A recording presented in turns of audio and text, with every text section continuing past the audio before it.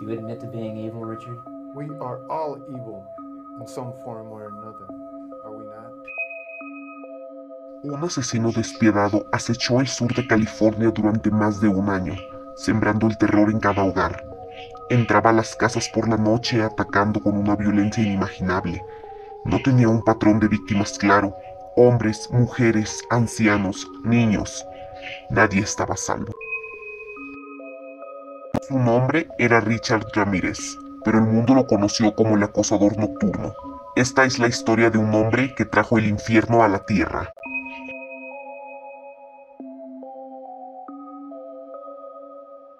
Office has beefed up its patrols and warned residents to lock their doors and windows and increase indoor lighting.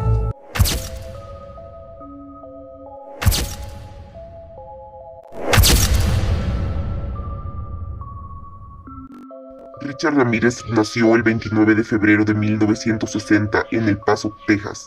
Era el menor de 5 hijos en una familia mexicana. Su padre, un ex policía de Juárez, tenía un temperamento explosivo y frecuentemente castigaba a sus hijos con brutalidad.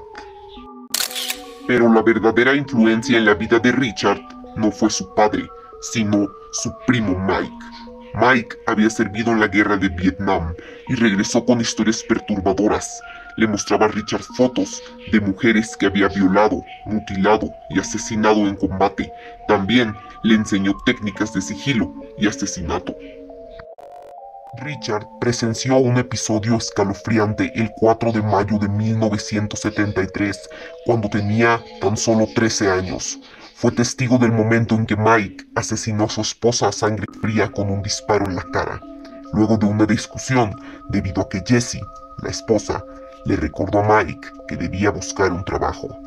Parte de la sangre salpicó a Ramírez, quien se sintió fascinado. Desde ese momento, su personalidad cambió, se convirtió en un joven solitario, empezó a consumir drogas y abandonó la escuela. También comenzó a dormir en cementerios y a obsesionarse con el satanismo. A los 22 años, Richard llegó a California. Sobrevivía robando y consumiendo cocaína, pero la necesidad de adrenalina lo llevó a cometer crímenes aún más oscuros. El 10 de abril de 1984, Ramírez asesinó a su primera víctima conocida, Mei Leung, una niña de 9 años en San Francisco. La secuestró, la agredió sexualmente y la estranguló en un sótano.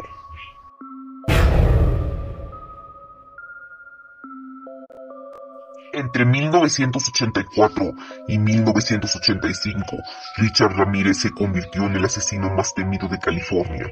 Su modus operandi era aterrador.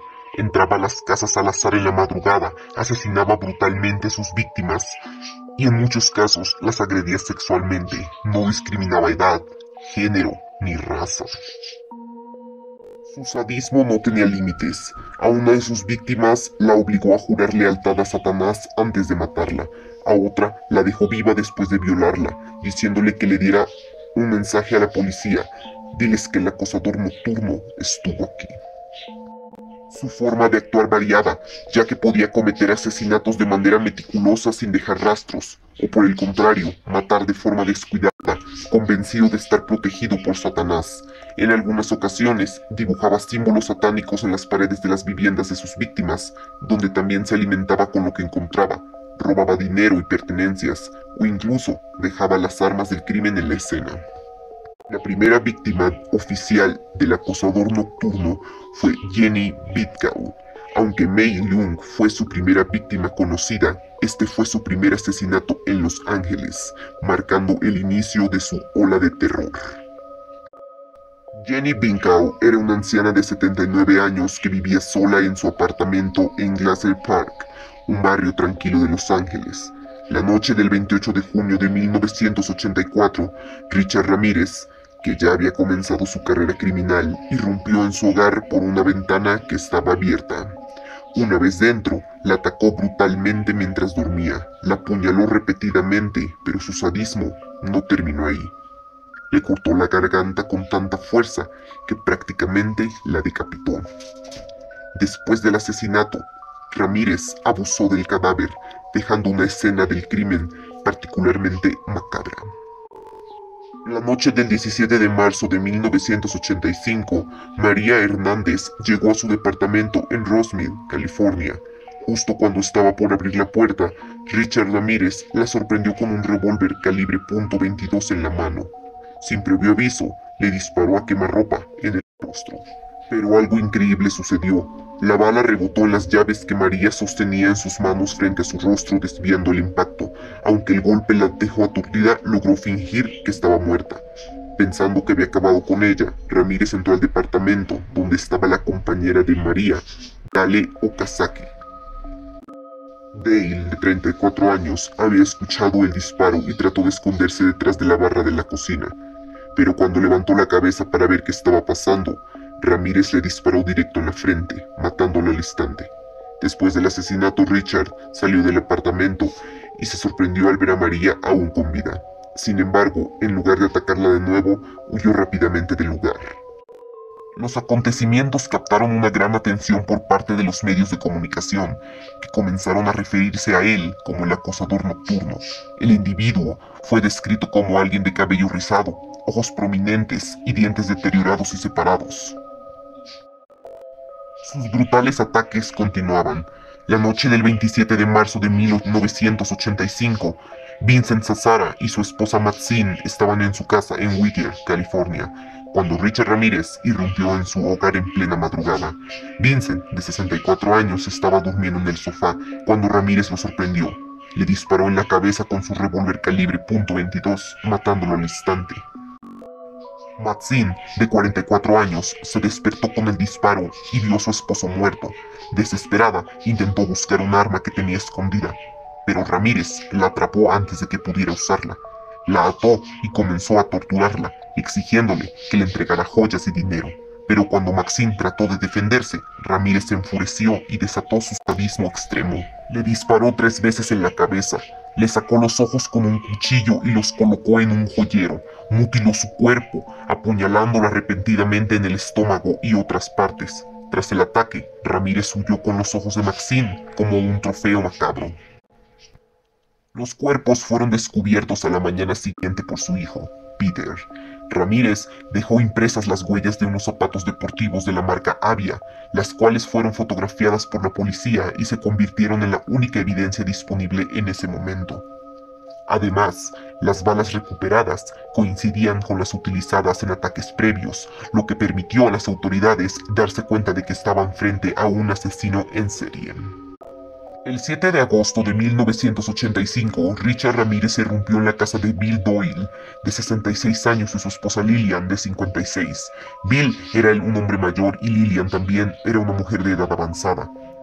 Ramírez irrumpió en su casa mientras dormían. Utilizó un arma de fuego, específicamente un revólver calibre .22, que era su arma de elección en muchos de los crímenes.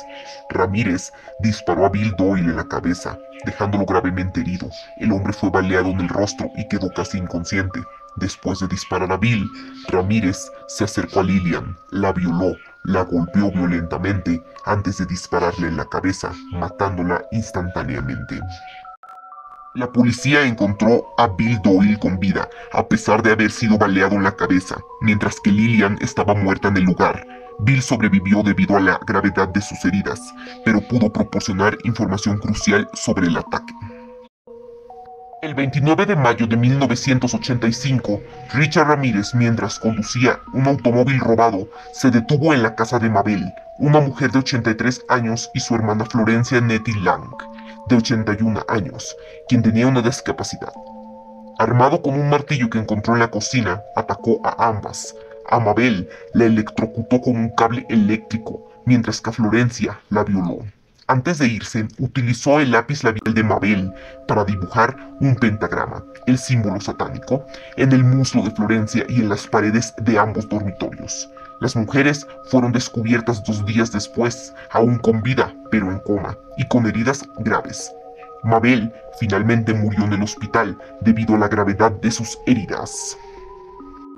A pesar de que las víctimas proporcionaron una descripción de su agresor como un hombre alto, moreno, delgado, desdentado y de origen hispano, la policía, a comienzos de agosto de 1985, realizó un retrato hablado del acosador nocturno. Sin embargo, no se lograron avances y el atacante siguió cometiendo sus crímenes. En julio de 1985, Richard Ramírez condujo nuevamente un automóvil robado hacia la ciudad de Arcadia y eligió al azar la casa de Mary Louise Cannon, una viuda de 75 años. Al ingresar en silencio, la halló dormida en su habitación. Sin mostrar piedad, la golpeó con una lámpara hasta que quedó inconsciente. Y luego la apuñaló repetidamente con un cuchillo de carnicero de 25 centímetros que encontró en la cocina. No cesó de atacar incluso cuando ella ya había muerto. 3 días después del ataque, irrumpió en una casa en Sierra Madre y atacó a Whitney Bennett, una joven de 16 años, golpeándola con una llanta de hierro mientras dormía en su habitación.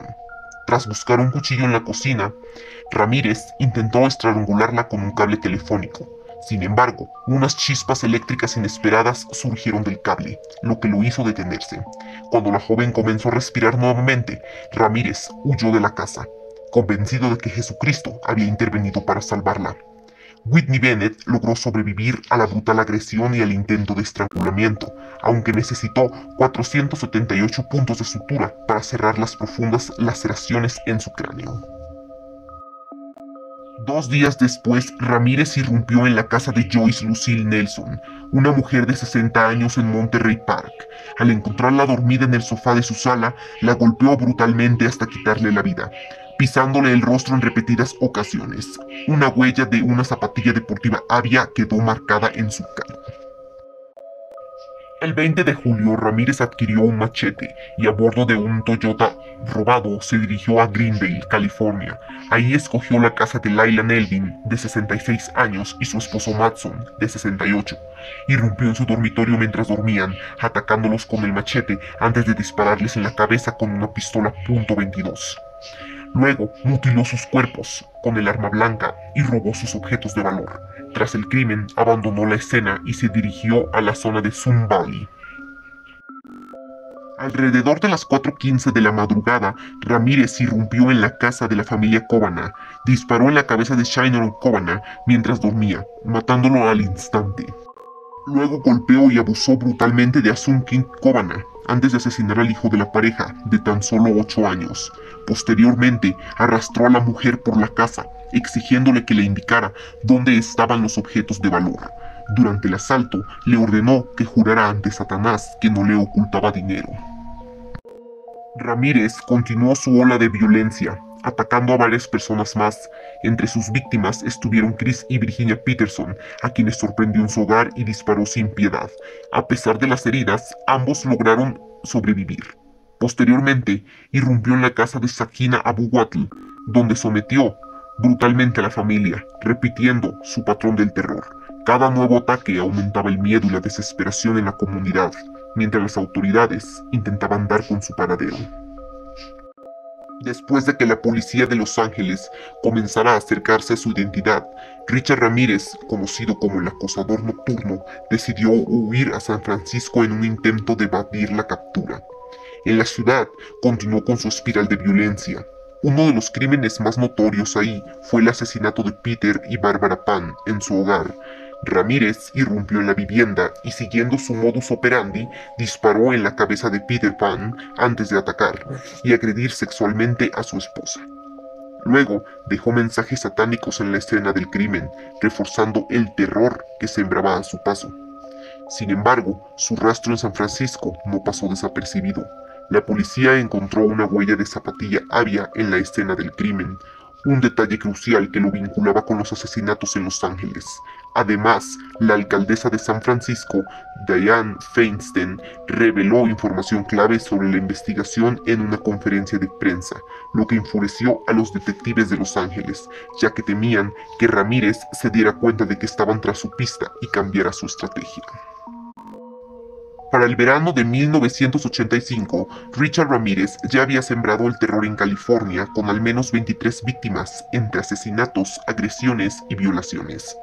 Su ola de crímenes era cada vez más brutal y aleatoria, atacando hogares sin un patrón claro y dejando mensajes satánicos en las escenas.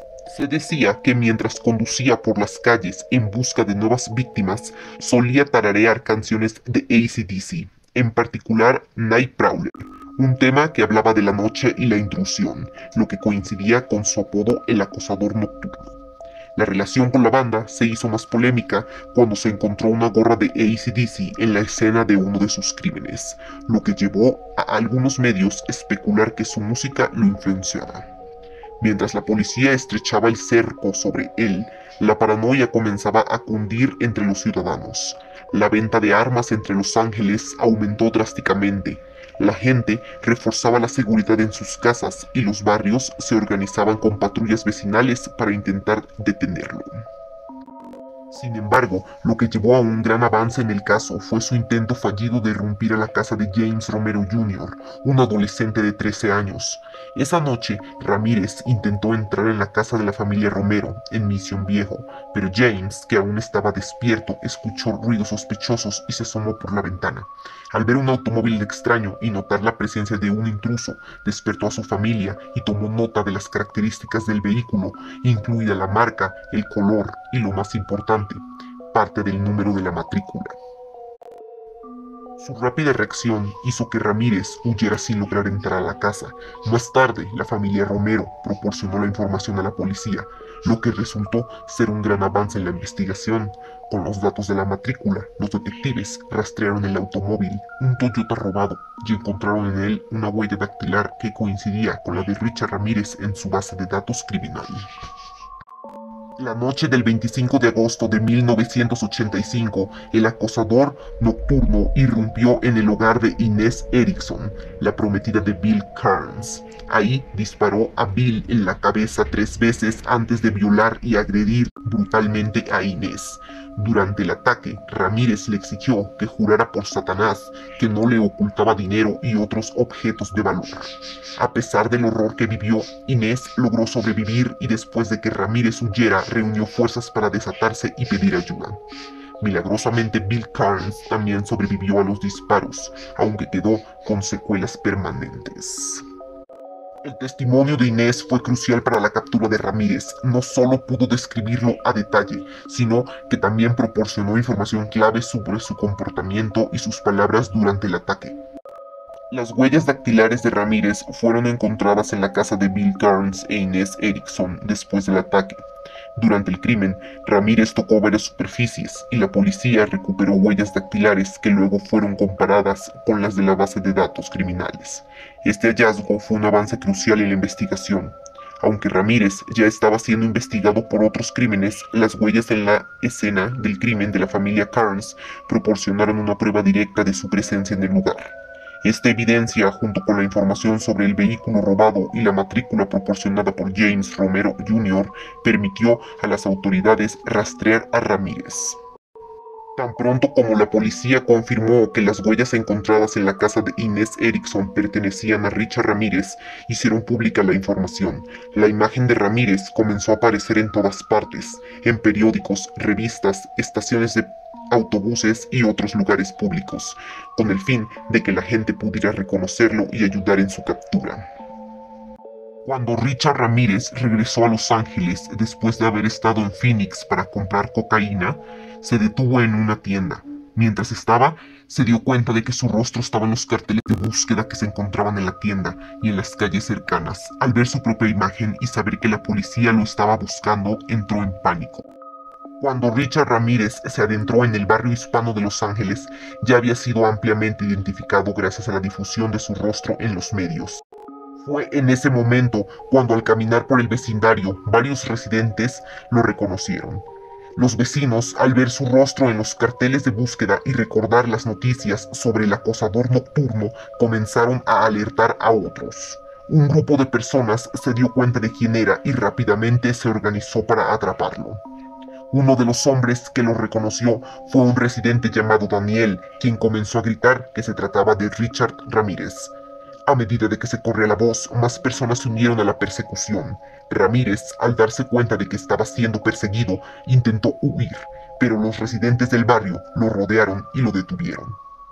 Uno de ellos incluso le lanzó una palanca a Ramírez mientras intentaba escapar. Finalmente, los vecinos lograron capturarlo y retenerlo hasta que llegó la policía, quienes se encargaron de arrestarlo. Este acto de valentía por parte de los residentes del barrio hispano de Los Ángeles fue clave para su captura, ya que no solo ayudaron a detenerlo, sino que también evitaron que Ramírez escapara nuevamente. Cuando la policía llegó, Ramírez fue arrestado y llevado a la estación de policía.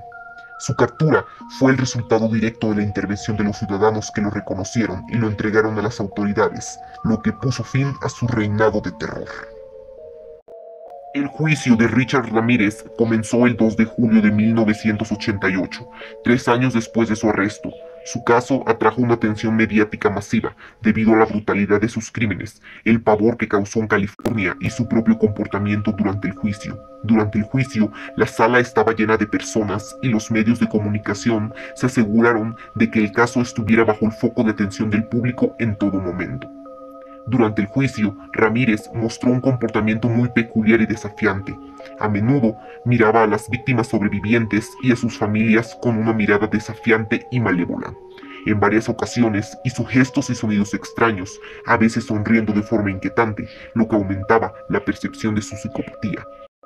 Ramírez también mostró abiertamente su adoración por Satanás. En una de las escenas más perturbadoras, cuando entró a la sala del tribunal, levantó la mano, mostrando el pentagrama, lo que desató la reacción de horror entre los presentes. Ramírez también empezó a llamarse a sí mismo el Hijo de Satanás, un apodo que él mismo se dio, reforzando su imagen de un ser malvado y demoníaco. Durante el juicio, a menudo hacía comentarios provocadores y casi siempre llevaba una expresión desafiante, mirando de manera fija a las personas y respondiendo con actitud desafiante a los abogados y a los jueces. El juicio duró varios meses y muchos de los testimonios de las víctimas y sus familias fueron desgarradores. Las víctimas sobrevivientes fueron llamadas a la corte para relatar los horrores que vivieron durante los ataques. Estas historias estremecieron a todos los presentes. Algunas de las sobrevivientes, como Inez Erickson, quien fue brutalmente atacada junto a su prometido Bill Carnes, declararon en la corte, mientras que otros familiares de las víctimas asesinadas también dieron impactantes testimonios sobre el sufrimiento y la pérdida. El fiscal principal en el juicio fue el abogado de distrito de Los Ángeles, Gil Garcetti, quien presentó una sólida evidencia contra Ramírez, incluyendo las huellas dactilares encontradas en las escenas del crimen y la declaración de testigos. También se presentó evidencia de que Ramírez había dejado mensajes satánicos en las escenas de algunos de sus crímenes, lo que fue utilizado como prueba de su fanatismo. El 7 de septiembre de 1989, después de más de 14 horas de deliberación, el jurado encontró a Richard Ramírez culpable de 13 asesinatos, 5 intentos de asesinato, 11 violaciones y 14 robos. La sentencia fue emitida en el Tribunal de Los Ángeles el 22 de noviembre de 1989. Ramírez fue condenado a muerte en la cámara de gas. Después de su condena, Richard Ramírez continuó mostrando su actitud provocadora. En varias entrevistas posteriores, Ramírez continuó hablando de su adoración por Satanás y se mostró despectivo hacia aquellos que lo consideraban un monstruo. Durante su tiempo en prisión, Ramírez también fue objeto de varios intentos de entrevistas por parte de medios de comunicación y documentales, aunque muchos de estos fueron limitados por las autoridades penitenciarias. Richard pasó el resto de su vida en el corredor de la muerte de la prisión de San Quentin en California. Aunque fue condenado a muerte, su sentencia nunca se cumplió. Ramírez pasó más de 23 años en el corredor de la muerte, donde se convirtió en una figura conocida debido a sus declaraciones sobre el satanismo y su comportamiento inquietante. Durante su tiempo en prisión, Ramírez recibió numerosos fanáticos. Algunas personas incluso lo consideraban una figura misteriosa o lo veneraban. Recibió cartas de admiradores y admiradoras que de alguna manera se sintieron atraídos por su personalidad obscura. En 2013, Richard Ramírez murió a causa de un cáncer de páncreas a los 53 años, mientras aún estaba en prisión. Su muerte fue una consecuencia de un largo proceso de enfermedades relacionadas con el cáncer, y aunque sus seguidores intentaron mantener su imagen como un mártir de Satanás, su legado sigue siendo uno de horror y de terror para las víctimas y las comunidades afectadas por sus crímenes. El caso de Richard Ramírez dejó una marca imborrable en la sociedad estadounidense. El miedo generado por sus crímenes fue palpable en la década de los 80, con las comunidades de Los Ángeles, en particular, viviendo con miedo constante. Su captura y juicio también sirvieron como un recordatorio de lo importante que es la vigilancia comunitaria y la intervención de los ciudadanos en la resolución de crímenes. El caso también subrayó los peligros de la figura del asesino en serie y de la influencia de las creencias extremas y perturbadoras. Este caso no solo es recordado por los horrores que cometió, sino también por el impacto psicológico y emocional que tuvo sobre las víctimas, sus familias y la comunidad en general. La historia de Richard Ramírez, el acosador nocturno, sigue siendo una de las más perturbadoras en la historia criminal de los Estados Unidos. Gracias por ver. No olvides suscribirte para más historias escalofriantes.